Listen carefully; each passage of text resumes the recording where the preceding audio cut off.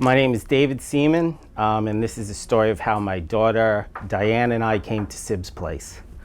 In April of 2019, my wife Renee was diagnosed with metastatic breast cancer. De novo, meaning that when they originally found the lump in her breast, the cancer was already in her spine.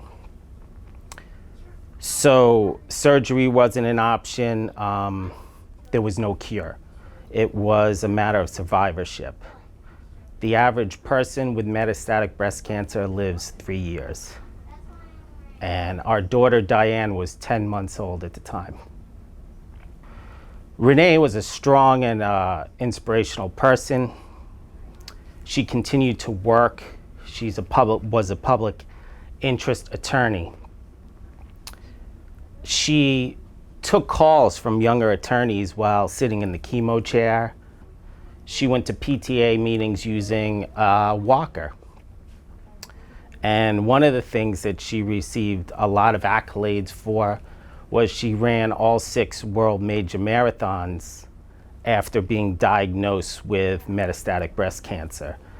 So she ran the Boston Marathon, and that one she ran, she had lost her hair, she was undergoing chemotherapy, and she ran that marathon with a sign that said chemo is harder on her back. She ran the Berlin Marathon, the Tokyo Marathon, and London Marathon, and achieved that goal. And it was a tremendous amount of pride for me to be part of something like that. But when we returned from running the final marathon, the London Marathon, we learned that the cancer had spread to her liver and her lungs. So it was, the gut punch of all gut punches. It was from that tremendous high to that low and the reality is, her time was limited now. During those last few months, she was in and out of the hospital frequently, spending more time in the hospital than out of it. Obviously, she was weakening. We realized that we had to tell Diane at that point. She was 6 years old, but she needed to know what was going on. And that was a tremendous weight on me, that telling Diane that her mother was going to pass. So we arranged some appointments with some social workers at the hospital to help us with this, huge undertaking. And that's when I first heard of SIBSPlace. Diane and I came to SIBS for the first time. And I do remember the first time coming to SIBS a little nervous, thinking I hope she likes it.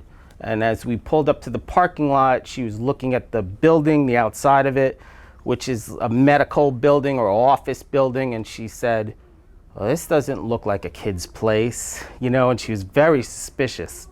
And then we were walking through the upper hallway and she's like, "Are you sure this is a kid's place?" And I was really nervous that she wasn't gonna like it, and I just really wanted her to like it and appreciate it.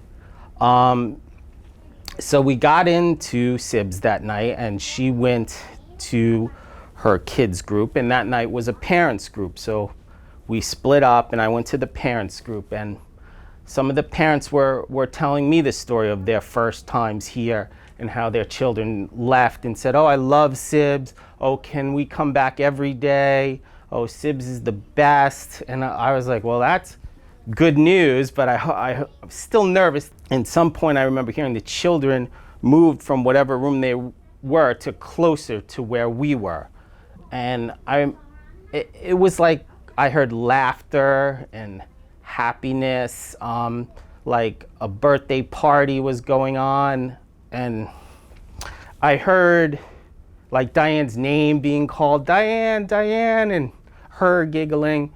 And that's very encouraging, So we left, and as I was walking to my car, I didn't want to ask her any questions. I just wanted to hear what her reaction was. So I was just walking, hoping, and then she said, "Can we come to SIBS tomorrow?" And I just remember like, yes, there it is, okay.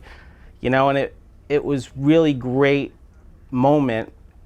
So I went to the hospital the next day, and I told Renee about what happened, and that For the first time, I felt really that Diane was going to be okay.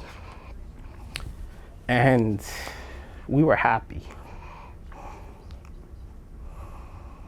On January 29th of 2020, Renee was gone.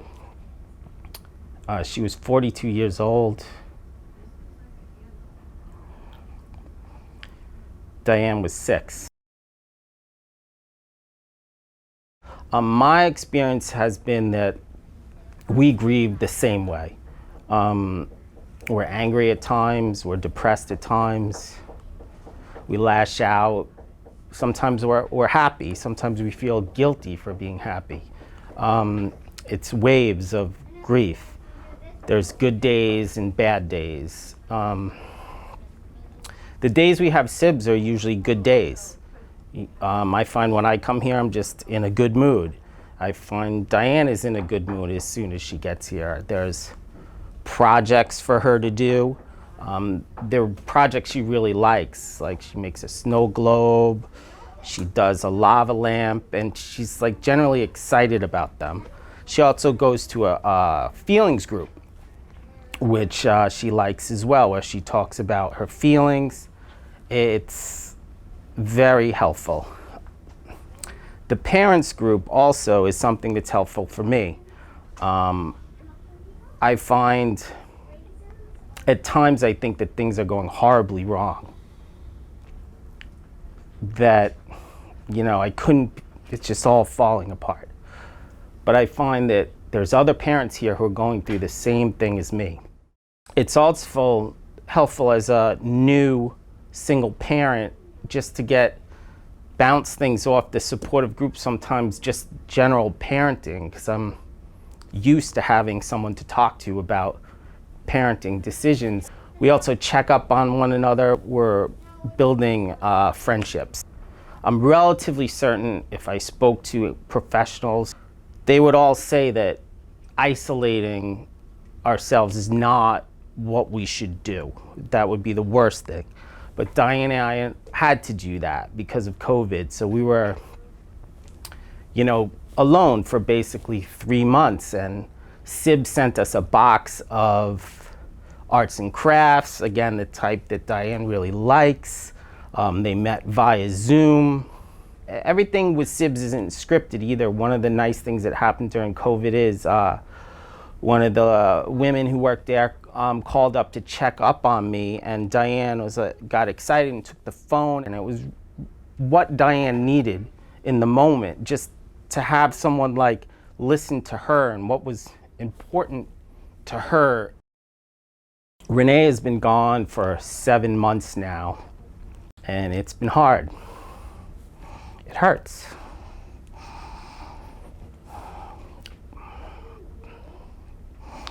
But we are doing it. Diane starts 2nd grade tomorrow.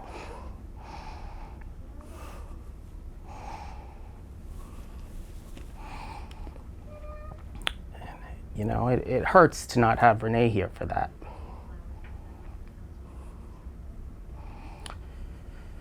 But life goes on, and I'm grateful to have an organization like SIBS to support us and help us get through this. Thank you.